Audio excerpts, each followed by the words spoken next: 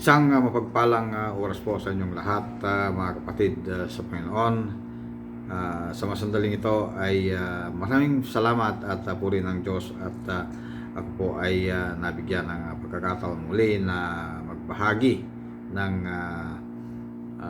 Word of God sa oras na ito at sa patuloy po nating team sa buwang ito is yung our name of God. So ang name of God this week is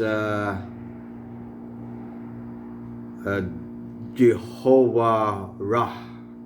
Yan po, o Yahweh Rohi, or the Lord is my shepherd. So tayo po muna ay madalangin.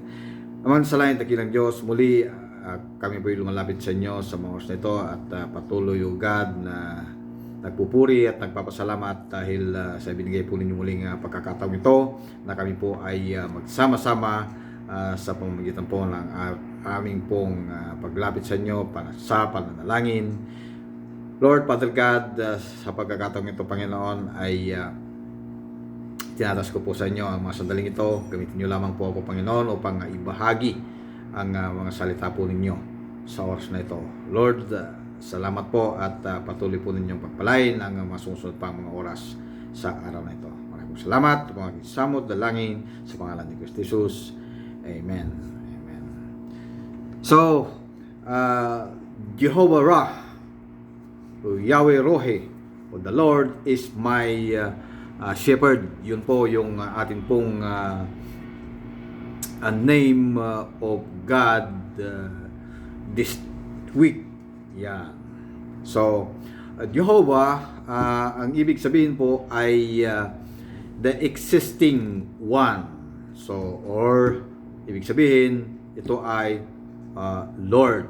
Yun. So, ang pangunahing meaning po ng Jehovah is derived from the Hebrew word Hava.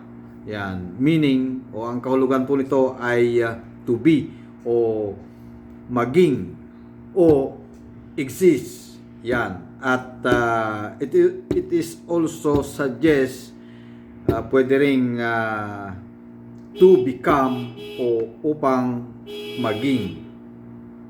Yan. So, ang ibig pong sabihin, this name denotes our God as the one who reveals Himself unceasingly. Yan po yung Jehovah. At yung Ra, ito yung to shepherd, yun, or to feed. Yan. Upang ayusin o bantayan, pagsilbihan. Yan. Upang pakainin ang mga tao bilang kawan. Yun ang ibig sabihin. O maging isang espesyal na kaibigan. So sa ating pong pagpapatuloy ay magsisimula po tayo ngayon sa pamamagitan ng pagsasalamin o reflection on some scripture, ang ilan sa mga banal na kasulatang nauugnay sa ating pangangailangan para sa mabuting balita at isang mabuting pastol. So, umpisahan po natin. Ito po ay ilang mga scriptures na matatagpuan po sa ating pong banal na kasulatan. So ito po ang sinasabi po ng Isaiah o Isaiah chapter 53 verse 6. Babasahin ko po sa wikang sa salin ng Tagalog. Tayong lahat ay tulad. Yan. Tayong lahat ay tulad ng mga tupang naliligaw. Nagkanya-kanya tayo ng lakad, ngunit ipinataw ni Yahweh sa kanya ang kaparusahang tayo ang dapat tumanggap. Yun po. At ito namang sinasabi naman po dito sa Ezekiel 34 verses 11 hanggang 12. Ito ang ipinapasabi ng Panginoong Yahweh. Ako mismo ang maghahanap at mag-aalaga sa aking mga tupa.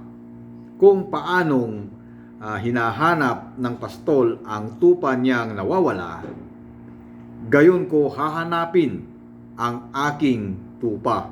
Kukunin ko sila saan man sila itinapon noong panahon ng kanilang kasamaan. So, yun po. At ito pang matatagpuan din po sa Marcos chapter 6 verse 34. Pagbaba ni Jesus sa bangka, nakita niya ang napakaraming tao. Nahabag siya sa kanila sapagkat para silang mga tupang walang pastol. Kaya't sila'y tinuruan niya ng maraming bagay. Sa John o Juan chapter 10 verse 7, kaya't muling sinabi ni Jesus, pakatandaan ninyo, ako ang pintuan, dinaraanan ng mga tupa. At sa John 10 hanggang 11, ito po ang sinasabi, dumarating ang magnanakaw para lamang magnakaw, pumatay, at manira. Naparito ako upang ang tupa ay magkaroon ng buhay, ang isang buhay na masagana at ganap. Ako ang mabuting pastol. Iniaalay ng mabuting pastol ang kanyang buhay para sa mga tupa. At ito naman po ang sinasabi ng John chapter 10 o Juan kapitulo 10 versikulo 14 hanggang 16. Ako nga ang mabuting pastol, kung paanong kilala ako ng Ama at siya'y kilala ko, gayon din naman kilala ko ang aking mga tupa at ako na may kilala nila. At iniaalay ko ang aking buhay para sa aking mga tupa. Mayroon akong iba pang mga tupa na wala pa sa kulungang ito. Kinakailangang sila'y ipasok ko rin at papakinggan naman nila ang aking tinig. Sa gayon, magiging isa na lamang ang kawan at isa ang pastol. Yun po. Mayroon pa, ganito pa ang sinasabi sa mga awit chapter 100 verse 3. O Yahweh ay ating Diyos. Yan. O si Yahweh ay ating Diyos. Ito'y dapat na malaman. Tayo'y kanya-kanyang lahat. Tayong lahat na nilalang, lahat tayo'y bayan niya, kabilang sa kanyang kawan. Sa mga awit 79 verse 13, kaya nga, O Yahweh, kaming iyong lingkod, parang mga tupa sa iyong pastulan. Magpupuring, lagit magpapasalamat sa inyong pangalan. At sa mga awit chapter 95 verses 6 hanggang 7, ganito naman ang sinasabi, tayo na't lumapit sa kanya'y sumamba at magbigay galang, lumuhod sa harap ni Yahweh na siyang sa ating may lalang. Siya ang ating Diyos at tayo ang bayan sa kanyang pastulan. Mga tupang kanyang inaalagaan at ngayon kanyang salitay ating pakinggan. Yun po yung mga talata sa banal na kasulatan na nauugnay sa ating mga pangangailangan para sa mabuting balita at isang mabuting pastol. Ngayon naman ay gugulin naman po natin ang ilang sandali na ito po ay sumasalamin o reflecting sa Psalms 23. Yan, kung ano ang itinuturo sa atin tungkol sa Diyos bilang ating mabuting pastol. Yan, siguro alam ko naman at talagang tayo ay pamilyar itong talatang ito sa awit. Awit chapter 23 verse 1 hanggang 6. So ganito po ang sinasabi. Ayan. So pakinggan po natin. At kung mayroon po tayong mga Biblia ay pwede po nating buksan at atin pong basahin. Sa verse 1, si Yahweh ang aking pastol, hindi ako magkukulang. Pinapahimlay niya ako sa luntiang pastulan at inaakay niya sa tahimik na batisan. Pinapanumbalik ang aking kalakasan at pinapatnubayan niya sa tamang daan upang aking parangalan ang kanyang pangalan. Dumaan man ako sa madilim na libis ng kamatayan, wala akong katatakutan pagkat ika'y aking kaagapay. Ang tungkod mo at pamalo, aking gabay at sanggalang. Ipinaghahanda mo ako ng salo-salo na nakikita pa nitong mga kalaban ko. Sa aking ulo, langis ay ibinubuhos, sa aking saro, pagpapalay, lubos-lubos. Verse 6, kabutihat pag-ibig mo sa akin di magkukulang. Siyang makakasama ko habang ako'y nabubuhay.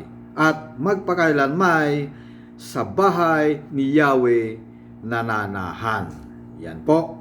So, ang awit 23 po ay isang masasabi nating napaka pamilyar o ito ay personal na salmo na isinulat ng Haring Pastol. Sino po ito?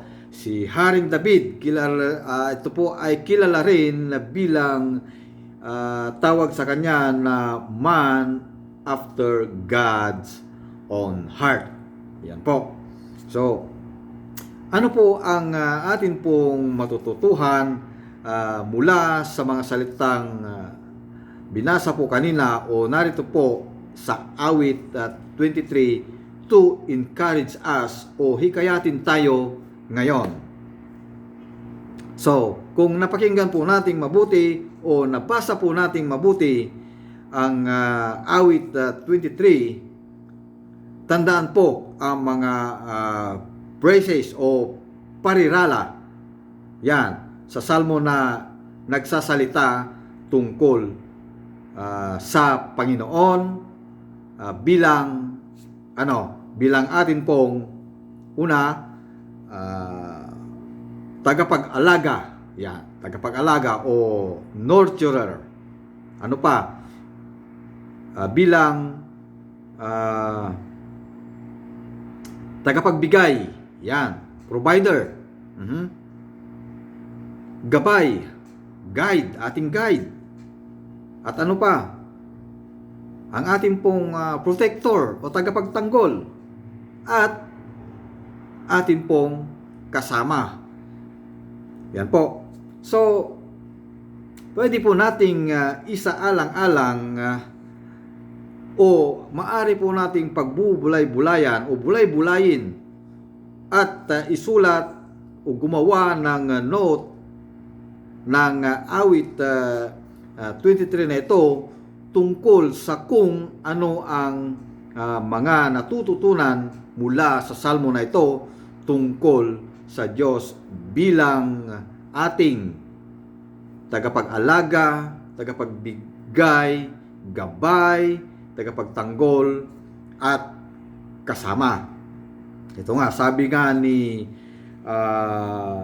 Matthew Henry, ito po ang kanyang sinabi, ibinibigay sa akin ng anumang kailangan ko at kung wala sa akin ang lahat ng aking mga ninanais, maaari kong sabihin na ito ay hindi akma para sa akin o hindi mabuti para sa akin o magkakaroon ako nito sa takdang oras. Yun po ang sinabi po ni Matthew Henry.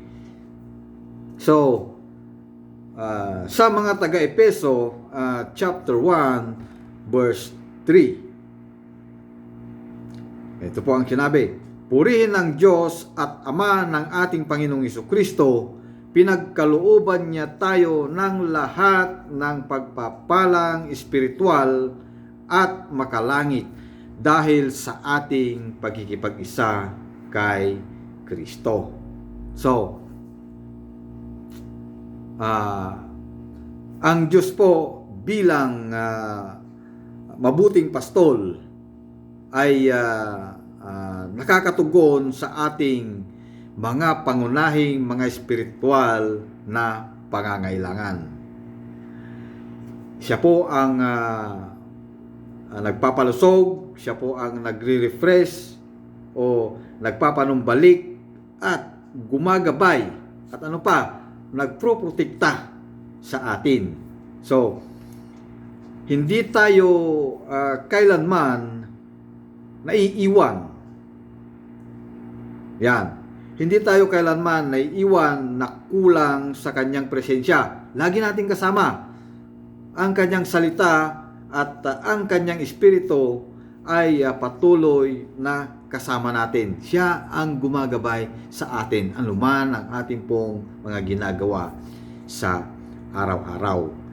Inilaan niya ang ating pinakamahalagang pangangailangan, kaligtasan at pagtubos mula sa ating kasalanan.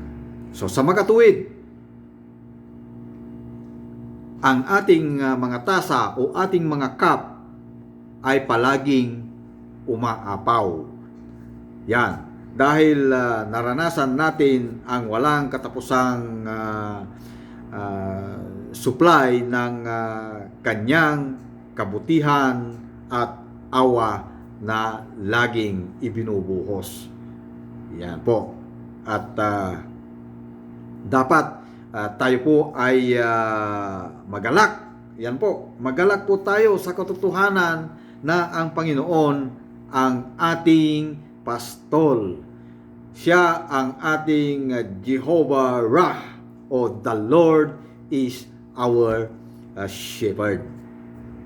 Yan po. So maiksi lang po ang ating pong mensahe sa ating sa gabing ito upang maituon po natin ang atin pong pananalangin. Alam po na marami po ang ating mga dapat ipanalangin, mga prayer concerns. Yan po. So, now, ang Diyos na pinagmumulan ng kapayapaan ng siyang muling bumubuhay sa ating Panginoong Hesus na naging dakilang pastol ng mga tupa dahil sa kanyang dugo ang nagpatibay sa walang hanggang tipan. Naway pagkaloob niya sa inyo ang lahat ng kailangan ninyo upang may sagawa ang kanyang kalooban at sa pamamagitan ni Jesucristo ay gawin niya sa atin ang nakalulugod sa Kanya. Purihin nawa si Kristo magpakailanman.